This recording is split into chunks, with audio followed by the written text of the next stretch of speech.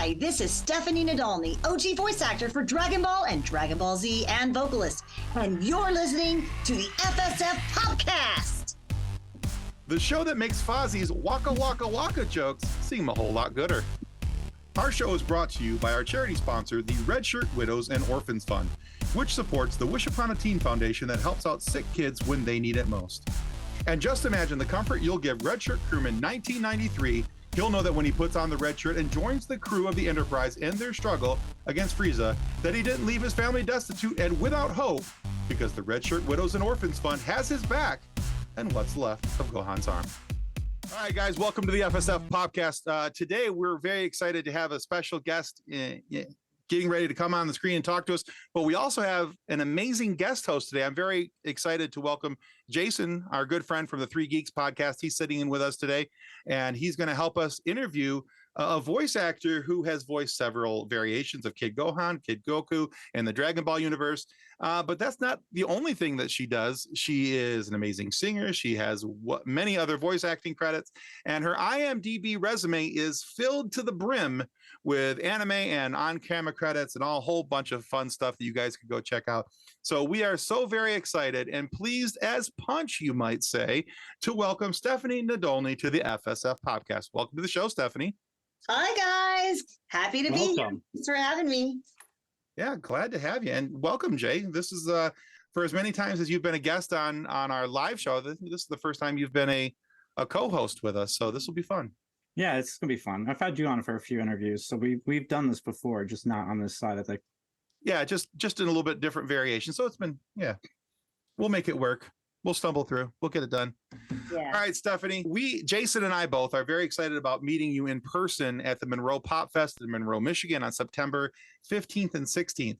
We're also looking forward to talking with you on doing a voice panel with another voice actor, Danny Jacobs, who's the voice of King Julian from Madagascar movies and TV shows. Oh, wonderful. So that should be a lot of fun. Clearly, though, you are no stranger to the convention circuit. You do a lot of conventions and you do a lot of really cool stuff with your fans and followers when they come to the conventions and the expos. And I've been watching some other interviews that you've done and some of the stuff and interactions you've had with fans at the shows. And I was like, man, that's really cool. It appears that you really have a lot of fun in doing those. But I always wonder when it comes to those, it can't always be easy. So what is something you have come to love about working at the fan shows and expos over the years? I love people anyway. So put me in front of people and around people, whether I'm at a convention or at the grocery store, I'm going to be open to chatting with anyone. I'm mostly lived and from the South, where it's super friendly. Y'all come back, and it's grew up in Memphis, Tennessee, and Houston, and all over Texas, parts of Oklahoma and Kansas, but mostly in Texas, really. So I guess I'm a Texan just because I've been here for so long. Over 30 years of my life, well over half of my life has been in Texas. So it's easy for me because I genuinely love people, and I'm always interested in what the fans have to say, meeting their families. They bring their kids. I love seeing the cosplay, interactions, hearing about what they love most about the show. I'm absolutely 100% about giving them 100% of my attention. I like to hear their stories of growing up. A lot of people say, "Hey, you're one of the voices of my childhood," and I'm like, "Did I do a good job? Was I a good babysitter?" And I just genuinely appreciate their support. Even if they just come to the table to talk, that's totally welcomed. I'm not a wham bam, hand me your money for an autograph. I'm not. That's just not how I do things. It's a bonus when they do, purchase an autograph, or if they bring items. That's another fun part, is they bring amazing items for me to sign. Some of these things I've never seen before, whether it be like something they got as a kid and it's now something that's worth a lot of money, or it could be something that they got online or on eBay, or some things from Japan, or they might have a really cool shirt or a neat poster, or, it's really fun to see what these items are. And some have multiple signatures, from people from all over, whether it be the Funimation dub or the OG Ocean dub. So I get to see all of the different signatures and some of the people that I've met over the years, whether it be through work or other, the convention circuit. So I generally enjoy it. It's not work to me at all. It's great that I can participate in something that I love so much and find a way to make a living at it, and it becomes a livelihood. So I've been doing excellent. the con thing for quite a while. I gotta ask, have you had any fans give you stuff like artwork or designs? I have gotten some gifts here and there, and I've gotten ideas for things that I like to purchase myself, whether it be my favorite thing right now is my Super Saiyan Gohan kimono that I got on my birthday in Colorado this past May. That's one of my favorite things because I can just wear it, throw it on for pictures, and just have a lot of it's kind of like a prop. And every once in a while I do get some original artwork.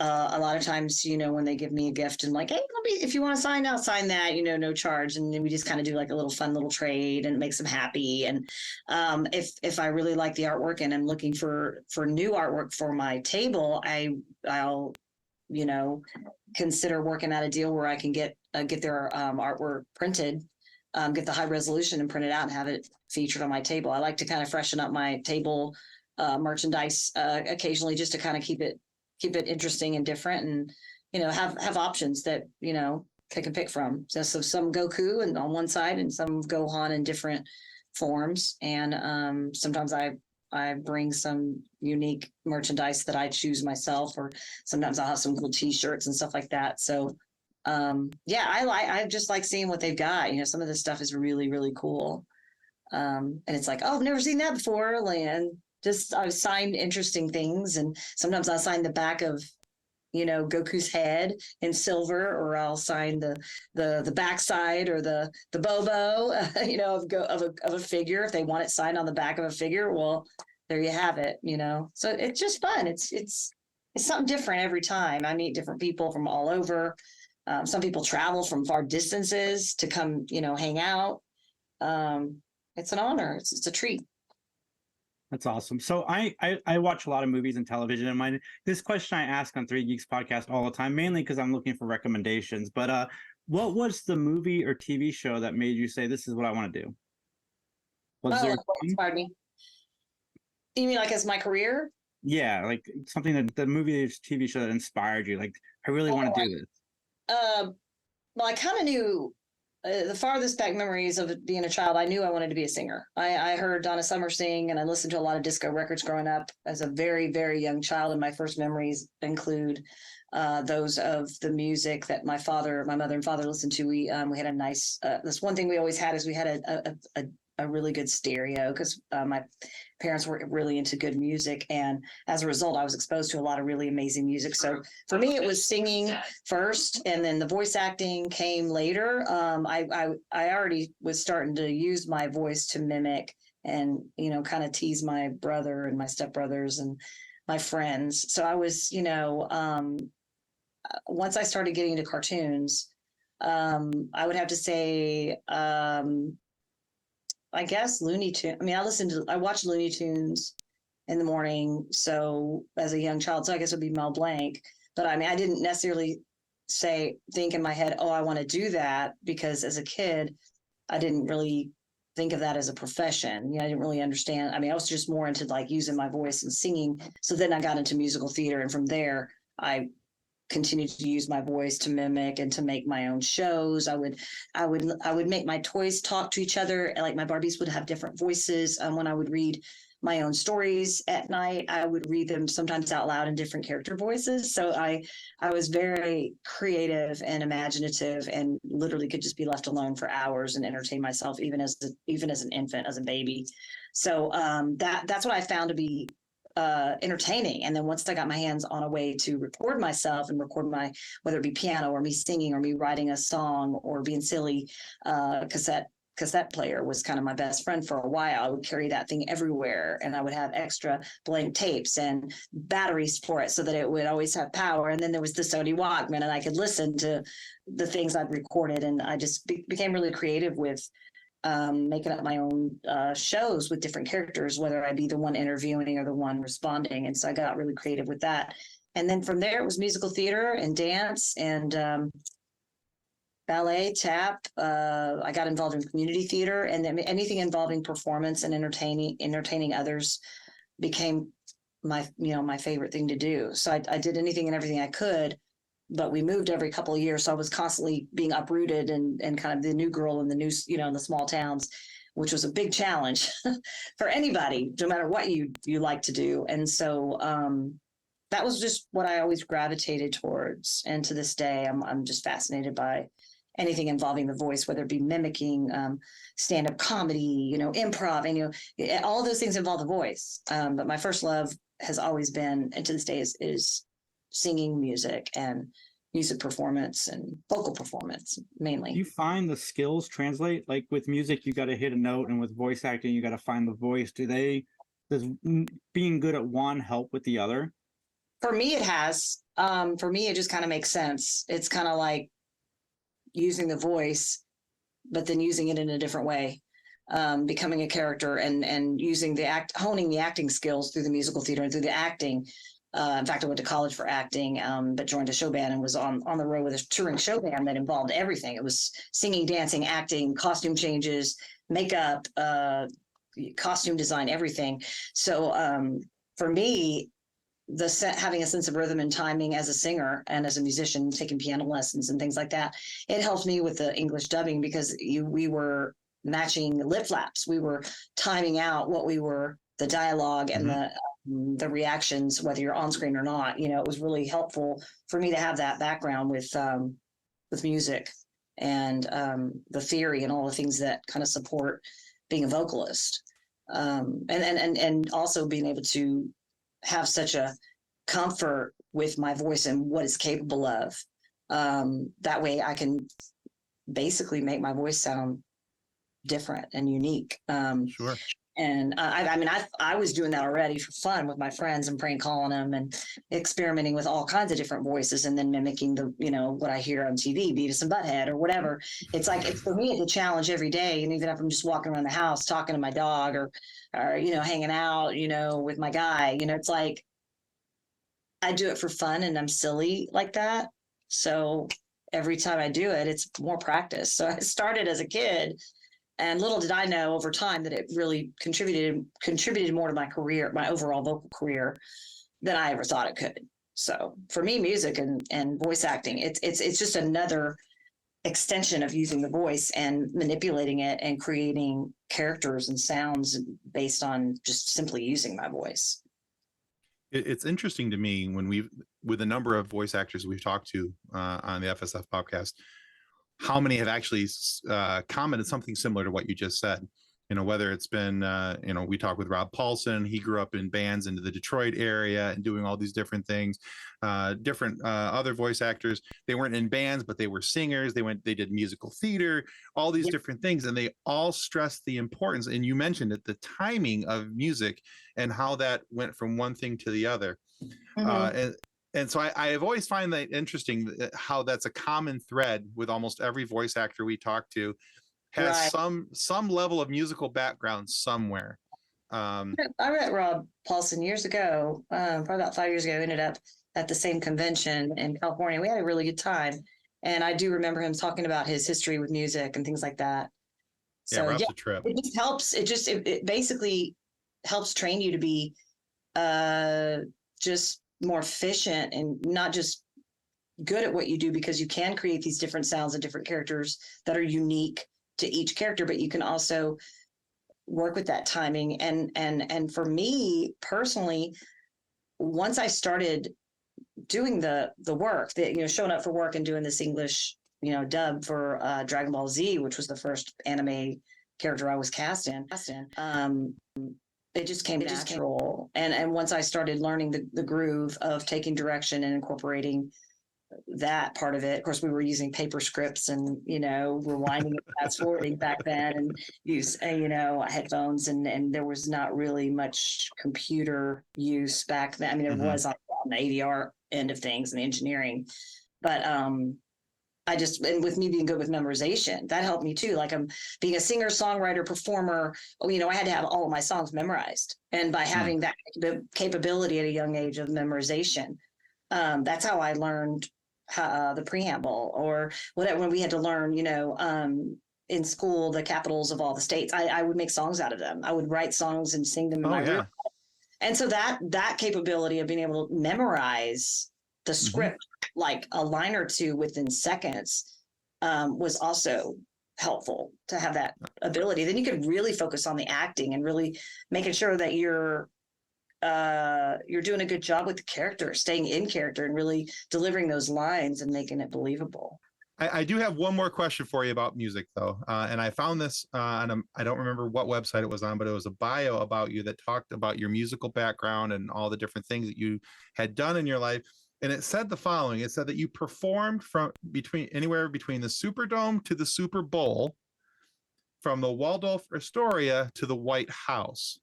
Right. Now, I have to imagine that performing at a Super Bowl and performing at the White House both have their own different levels of nerves. Let's go with nerves. Yeah. So the different level of nerves that are produced. So what Super Bowl did you perform at, and who was the president at the White House? Oh yeah, this was back in the 90s, early to mid 90s. So at the White House, it was President Clinton was president. We performed, the band I was performing with, Vince Vance and the Valiants, featuring the Vivacious Vixens of Rock and Roll, Venus, Violet, and Victoria. There were 3 girl singers, and it was kind of like a band that was like the B-52s meets Sha Na Na, and we had our lead singer with his hair sticking straight up, big giant pompadour. Vince Vance and the Valiants, originated 52 years ago in 71. I joined in 91, and we traveled all over the place, and we did anything from corporate parties to special events, festivals, clubs, nightclubs. We did a lot of nightclubs, weddings, mostly corporate events, all over the United States and we did parts of Canada and Europe. But the White House event was the Easter egg roll. And so I vividly remember performing there. And we were also sharing the stage with some famous people. Like we had Raven Simone and Marsha from the Brady Bunch, the original Maureen McCormick. Oh, nice. Yeah. So now we personally didn't get to meet the president. We didn't get to go inside, but we were on the lawn, and our boss, Vince Vance, did manage to get to meet them. And he has a picture with, President Clinton, Hillary and Bill Clinton. And that's cool.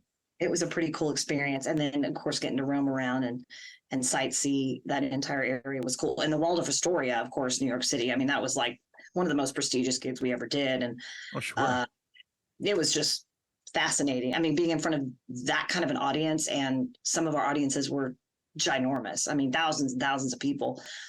Freiburg, Maine, we did the Freiburg State Fair, and wow, I mean, and it's always different. We were traveling a lot, sleeping on we were really road warriors. I mean, we were sometimes not even getting a shower that day, or we couldn't check into our hotel. There wasn't time. From setup to sound check to getting prepped for the show, learning new material, rehearsing, and then actually performing. And then there's the tear down, and then you put your costumes away, and then you have to pack everything up. So it was really, truly, genuinely road warrior touring. I mean, big giant sounds show. Like it. Entourage. But most of the time we were on a tour bus, which was very helpful because then we could just drive everywhere, but we were on the road a lot of the time, and we were away from home. But a lot of us were young then. We were in our 20s and 30s. We could handle it. It was our dream and our passion, and for the love of the performance and being on stage, it always outweighed the bus breaking down, or not getting your luggage, or there was all kinds of stuff. You might not know if you're going to eat, when you're going to eat, what you're going to eat. If you're sick, you're sick. You sing through it. You figure it out. The show must go on. But when you love it and it's in your blood. A lot of these people I worked with, it was in their blood. I mean, Vince Vance was he will die doing what he does. Like, and if that means on stage, well, then so be it. And I could totally relate to that. You kind of have to be cut from a different clay, because traveling and being away all the time isn't for everybody. Living out of a suitcase, or being away from family, or whatever it is you have at home, and then others really love it. I mean, there's I almost went away on a cruise ship to do what I was doing. But I just preferred, sticking with my show band, and then eventually got off the road for a while and performed with some local groups. We had a show band called the High Rollers. We were the senior breakfast band for the Windstar World Casino. So we were kind of handpicked, all of us from the industry. We worked with some of the best musicians in the entire state, if not beyond that. 4-part harmonies. We rehearsed every week. My band leader, Dan Bradford, is still in my life. He's my bass player. We've known each other and worked together on and off the stage now for 20 years. So I'm just very honored that I've been able to work with such amazing people that have such amazing talent, that I can just pretty much handpick. If I wanted to record something, I've got the band, I've got the bass player, I've got the drummer, I've got these people in my back pocket. So whenever it's time to go to the studio or come up with something creative, I've made, long-term relationships with some of the most talented people out there. And it's just been an honor. I miss it a lot, and I'm definitely not done with any of it. I'm going to be working in the studio again, hopefully very soon, and hopefully getting some of my music up on Spotify in the coming month or two. So excellent. Yeah, please let us know when it's up. But I got to ask you, I was searching your IMDb. IMDb is one of my favorite pages of all time. And this is probably a much smaller blip on your radar because everything that you've done has been so huge. But I got to ask, I know it was just an uncredited role, but what was the experience like on set for Titanic? I don't know what that is all about because I think that's an inaccuracy. That's an inaccuracy. I was not on the set of Titanic. I'm not sure if they just got me confused with someone, or if maybe somebody just was confused. So as much as I would like to say that that's an accurate credit, it's not. But then there's a lot of things that aren't on my IMDb. So I'm not sure how they compile that information, but that one's not correct. I wish it was. The number of times actually where this has happened, where we've been interviewing somebody, and so we've started calling on our show, we call IMDb the wiki of the entertainment world, because it's only as accurate as the person who inputs the information. So right. We've had it a couple different times where we're like, we're so excited, want to talk to you about this thing. It's going to be so awesome. Let's talk about that thing. And they're like, yeah, that wasn't me. Poop. And a lot of my other stuff, the animation themes that I did for Yu Yu Hakusho, Sayonara Bye Bye, the opening, closing for Kitty Grade, I had a huge hand in the music part of those animation themes. I worked with Brave Combo, and Carl Finch was my my director for that, and that was also through Funimation. So for whatever reason, when I did 6 or 7 of those, sang on these animation themes and helped create English lyrics out of Japanese ones, none of that was credited either. Now I don't know if that's something that would be on IMDb anyway, but it should be. I mean, whether you're working in the musical department or, I mean, they have, so if you're, helping behind the scenes, there's even people who have IMDb pages for behind the scenes stuff, as they should be. They should be acknowledged for the work that they're doing. But so there, you can get, acknowledged for all that at some point. But I know there's a lot of that stuff's on YouTube. But for whatever reason, the singer for a lot of these animation themes, whether it's me or somebody else, a lot of times they don't list the vocalist. So it's a little bit hard to find some of that, but I do have some of it uploaded to my website, so they can be listened to there. But as far as my album and some other stuff I worked on in the 90s, it kind of got shelved and nothing ever came of it, but some really amazing original music that the fans are asking about. So let's get it out there, see what they think, have a listen. Very cool. Yeah. All right, Stephanie, one of the things that we love to talk with our guests about is their charitable works. Now, we mentioned this in the beginning of the show, in the introduction. We talked about the Red Shirt Widows and Orphans Fund, which we talk about, kind of tongue in cheek and as something silly, but it's also a very serious thing. We do sell this merch, guys, link in bio. But we do sell this merch so that we can help support the Wish Upon a Teen Foundation, which has a very special place in my heart, because they helped out my daughter during her 97-day hospital stay, and they're just amazing people. It's run by a wonderful woman named Nancy Sovereign out of the Detroit, Michigan area, and they just do some amazing stuff for sick kids when they're stuck in hospitals for a long time. So I always like to talk about the charity work that our guests have done, and you have, and I love the fact that you do in fact use your platform and use your voice or voices, as it may be, to help out those in need. In addition to Breast Cancer Can Stick It, which I absolutely love that because it was a play on words with your friend April being a drummer. Yeah. You've also worked on anti-bullying campaigns as well as working with the Leukemia and Lymphoma Society. So what does it mean to you, Stephanie, to be able to use your position, your platform to be able to help these types of situations out? Well, it's a huge part of my heart and it's a huge passion of mine. Not to get sad, it's a little sad. We all lose people we love. But as the year that I was cast as Gohan, not knowing anything about anime, it was a very early 1999. We started recording that year. I guess I auditioned in 98 and then we started recording in January of 99. Well, that year was right when I got cast was when we found out my mother had been diagnosed with an aggressive form of leukemia due to toxic exposure from a paint plant near where we lived in Kansas when I was there during my high school years. She fought it like just with grace, and she wasn't ready to, none of us are ready to check out, especially not at the age of 50. But she unfortunately she was doing really well. She had a bone marrow transplant from her sister, which saved her life, and then had complications, and then therefore no immune system. And once you have no immune system, you're susceptible to any kind of illness or any kind of, and that ended up taking her life.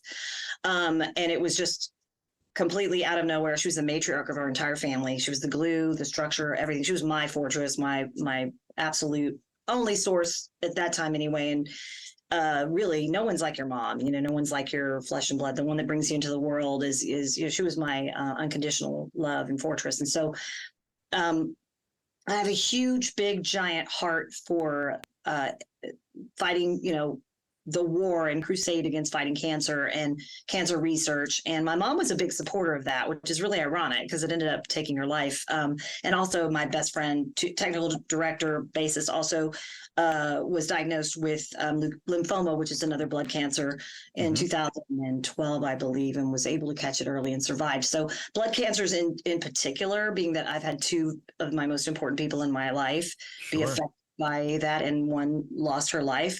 So, I've been donating to LLS, Leukemia and Lymphoma Society, since all of this happened. So on the regular, if I've got stuff to donate, it goes there. If I can get it to them, that's my favorite charity, as well as Breast Cancer Can Stick It. It's cancer in general is a horrible thing.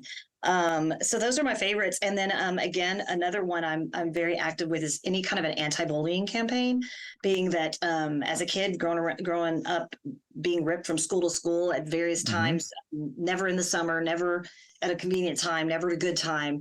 I want to count, I think I moved somewhere between 8 and 9 times before the age of 16.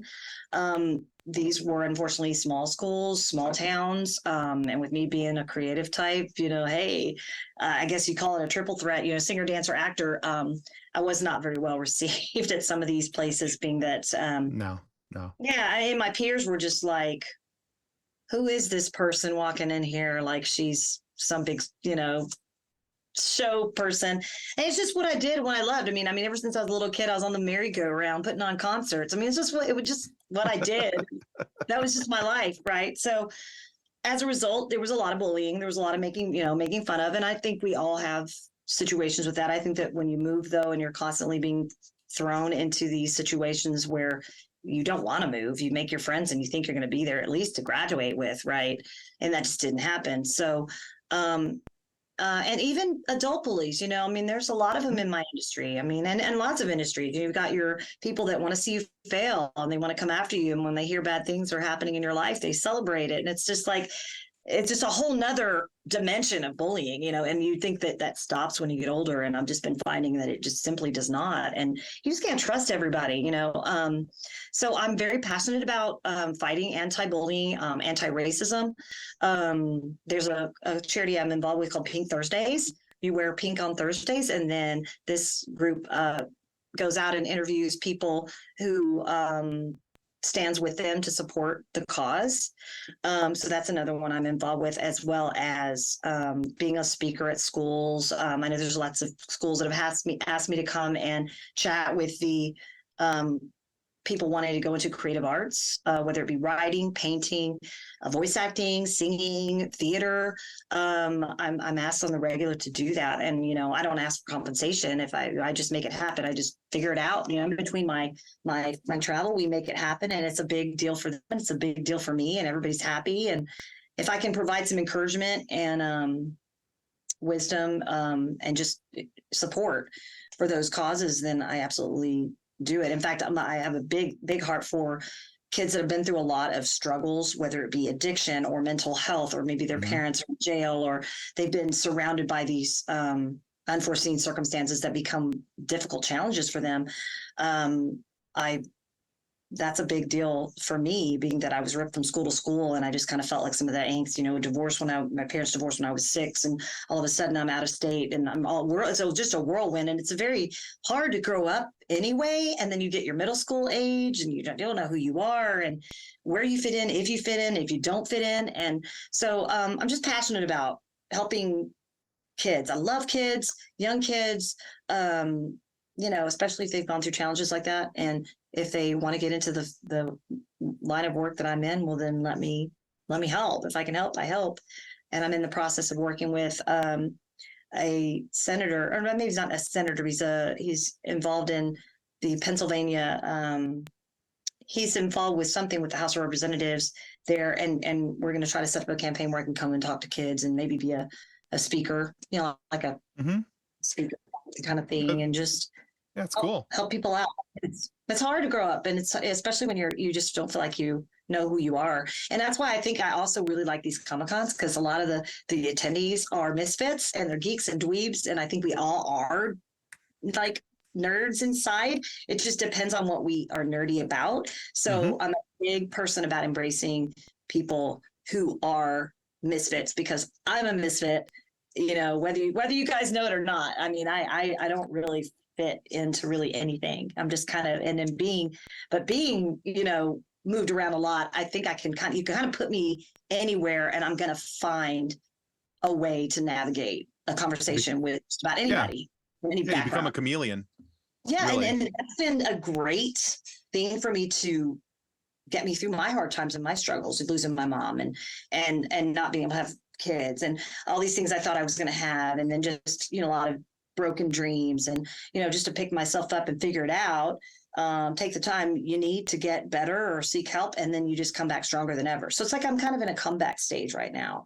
Everybody likes a big comeback, you know, a really comeback good stories are great, heartwarming comeback. And so through my platform of being Gohan, who went through a lot of struggles that I did in my real life. And when it came time to do those scenes, like in the Cell Saga, I had really lost my mother in real life, and Gohan had lost his father. So there was the father-son Kameo wave, you know, not Kameo wave, but Kameo, you know, big Cell Saga moment with Gohan really trying to come to a point where he finally unleashes all these struggles and angst from all of these horrible things that were happening around him. I really felt like I had real life to draw from to really make those some really good scenes and some really good acting involved. That's awesome. Yeah, if you can draw from your own personal experiences, I think that adds a sense of realism to whatever you're doing, whether it's on camera acting, it's voice acting. Yeah. It allows you to be able to tie into the character, and as a viewer, it helps me to have a sense of tie to the character, because, you know, if I can sense that there's something, you know, now knowing that about you, it'll help me look at your characters a little bit differently too, because now, see, as a kid, there's no way for you to know this, but, you know, I went to like 15 different school districts. I was moving all the time as a kid. And so I didn't have a steady school till almost 8th grade. We were bouncing around all the time, every couple years, you know, especially with my mother, my natural father, there was a whole lot of angst and issues there with him. But, you know, so a lot of what you were talking about there, I was like, oh yeah, I identify with that. Yeah, that makes sense. And then now you're talking about the comeback with the characters as well, and how that was that revival. I'm like, so it just means you never know what, you know, the things that you were able to put into your characters. I think that's kind of an important lesson there, is that, you know, for all of us, when, you know, we're able to use the things that we go through in life to make something better. Character. And then there's an emotional connection. And if you're so lucky to get cast in a role that has so much depth and detailed character description, and for it to be an emotional thing, of course you've got your deeply emotional character through Gohan, through the Cell Saga, and then you've got Goku in Dragon Ball, which is this carefree, strong kid that's with this immense strength that doesn't even understand or know what that is all about. He just is who he is. He's pure of heart, and he's naturally comedic. And so I've got that other side of me that's completely, totally, insanely silly, that absolutely embraced that side of becoming a little boy who I could never really be in real life, but channeling a lot of that really silly, innocent nature of being a child in general. And so I had that whole flip side of, and they were completely different roles, and I enjoyed them both for different reasons.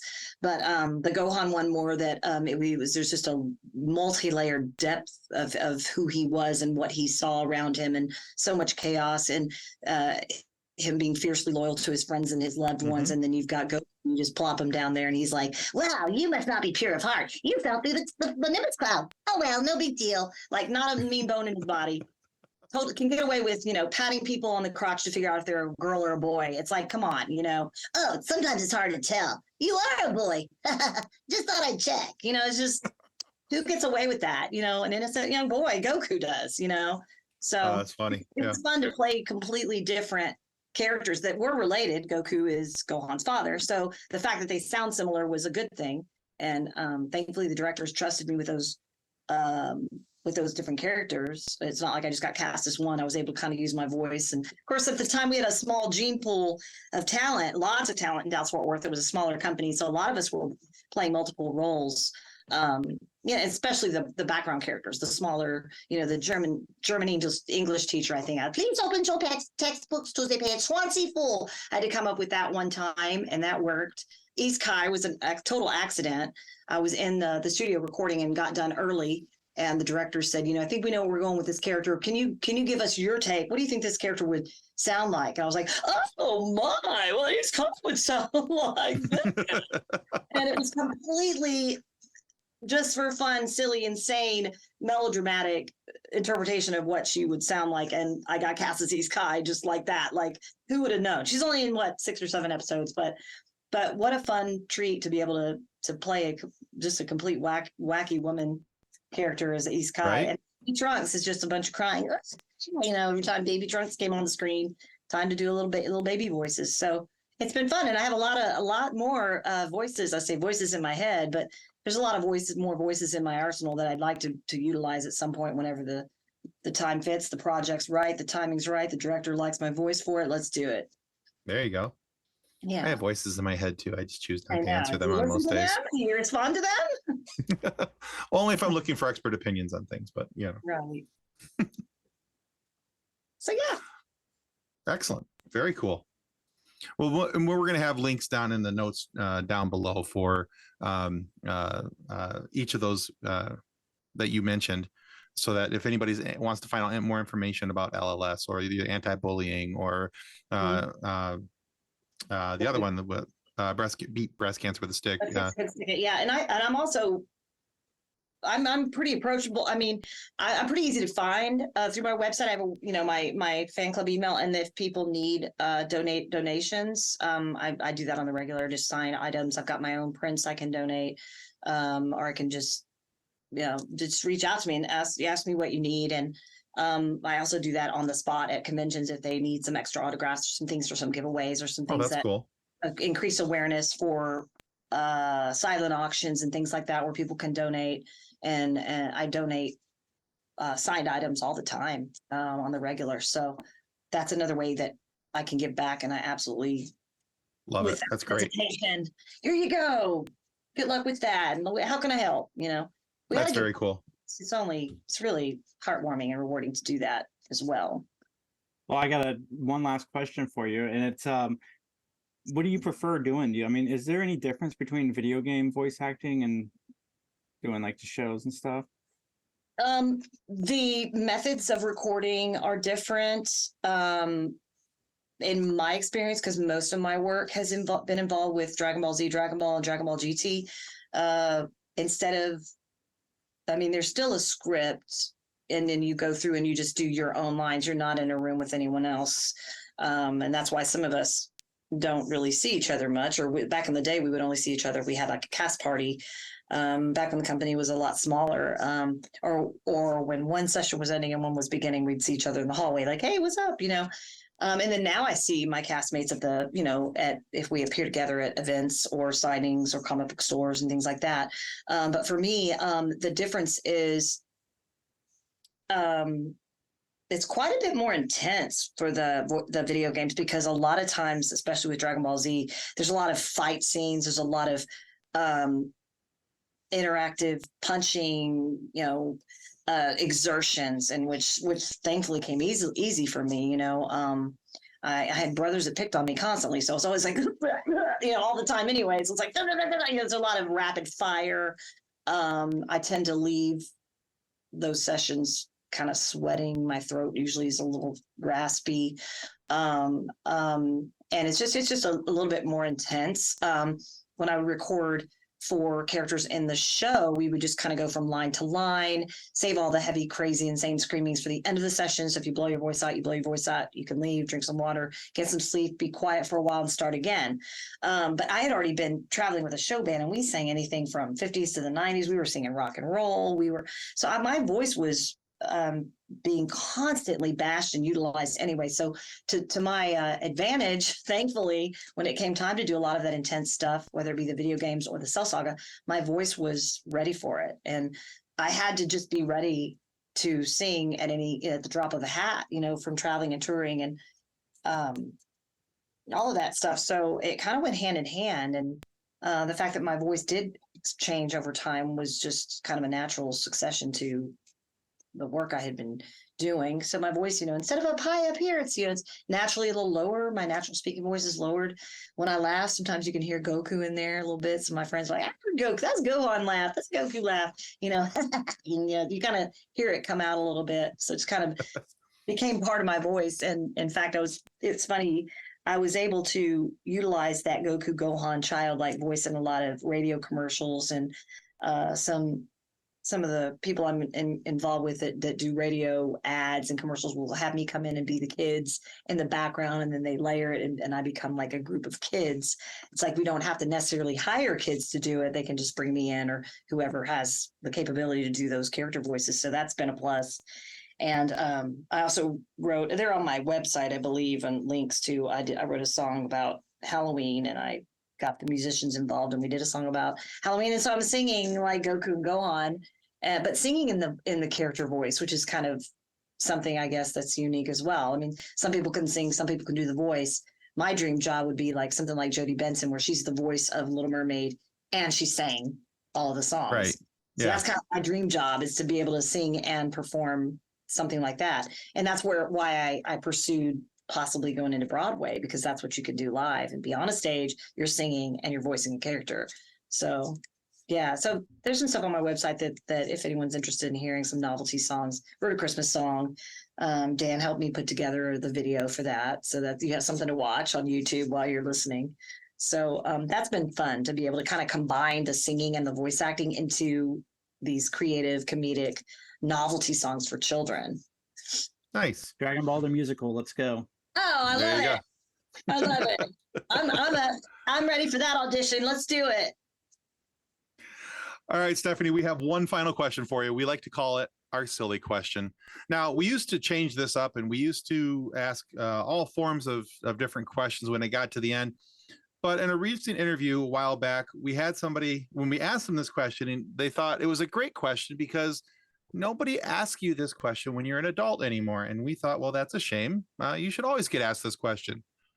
And that question is, Stephanie Nadolny, what's your favorite dinosaur?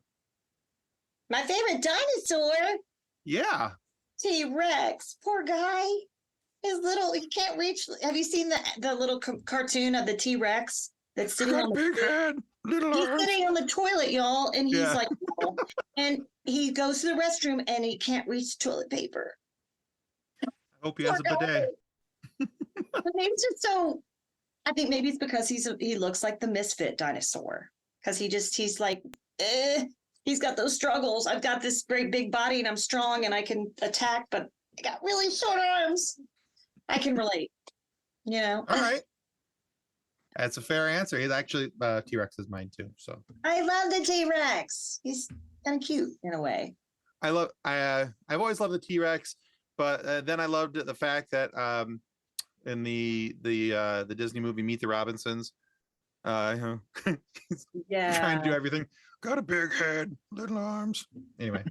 Yeah, and the Makes one me that can laugh fly every is time. pretty cool. Who doesn't want to like Pterodactyl. Yeah, I think dinosaur that flies? That's Yeah. pretty cool. Your superpower. You ever get asked what your favorite superpower is? A lot of people say, "I wish I could fly Right. Yeah. or be invisible." Incognito. Stephanie, thank you so much for joining us today. So where can all the listeners find you online and learn more about your work? Okay, well, the obvious one would be my website, which is www.stephanienadolny.com. I try to keep my my calendar updated, kind of month by month, so that if anybody wants to come to one of the conventions or one of the comic book stores, or they have something really cool they want me to sign, I try to put all of that there. And I also have a Stephanie Nadolny voice actress page on Facebook. I do have an Instagram. It is Stephanie Nadolny. And my TikTok page, which has really been fun over the past, I've been on TikTok over a year now, and that is just at Steph Nadolny. And so I put up as much as I can, at least once a week, maybe. I try to kind of collect videos when I'm out and about interacting with fans. And so that's really fun. A lot of those are silly and comedic. So those are the main things. And I hopefully will be adding my music to some music platforms, Spotify, CD Baby. I'm not sure, SoundCloud. I don't know. I'm looking into that right now, try to get my album up there as well. And then I've got my YouTube videos, Halloween Rocks and Kids Christmas. I'll be adding some more when time allows. Well, everybody, Excellent. just check the description below, and you guys can find those links right there. Thank you, Stephanie. All right, guys, we also want to remind you that subscribing is the single most important thing that you can do to help our show to continue to grow. And go check out Jason and the Three Geeks podcast as well. Give them a subscription. They are awesome, and we love working with them. And, of course, we want you to go check out Stephanie Nadolny, all of her works. You can go to her website, go check her out on YouTube, go check out her music. Stephanie is a multifaceted talent, and we've had an absolute blast with her here today. And we look forward to seeing her in Monroe, Michigan on September 15th and 16th at the Monroe Pop Fest. Come join us. You'll see Jason there, and you'll see me there, and you'll see Stephanie there, and there's a whole slew of people. I'm so excited. Yeah, it's going to be a lot of fun. However, if you aren't happy with the content of our show today, please feel free to lodge a complaint with the head of our complaint department. That, of course, is Gohan himself. But not just any old form of Gohan will be handling your complaint. Your complaints, when submitted in duplicate, will be handled by Gohan's strongest power transformation, Gohan Beast. So know that your complaint will be taken care of, and the object of your complaint, the one or ones who drew your ire, are in trouble. Some would say danger even. So when you write to complain that we included Jason from the Three Geeks podcast, just be gentle. Remember, he only recently learned how to count how many geeks there actually are in his show. Thanks. Thank you. Thank you very much, Stephanie. Jason, thank you so much for helping out today. Thank you, guys. Thanks, Jason. I really appreciate it. Had a lot of fun. Glad this worked out. I'm looking forward to meeting everybody there at Pop Fest. Could be a lot of fun. All right, guys, that's going to wrap us up today for the FSF PopCast. And, of course, Three Geeks as well. Goodbye. Bye. Copyright 2023 FSF PopCast. Reference to any specific product or entity mentioned on this podcast does not constitute an endorsement or recommendation by FSF PopCast. The views expressed by the guests are their own, and their appearance on the program does not imply an endorsement of them or any entity they represent. If you have any questions about this disclaimer, please contact us via email at info@fsfpopcast.com. Original music by Jordan Michaels.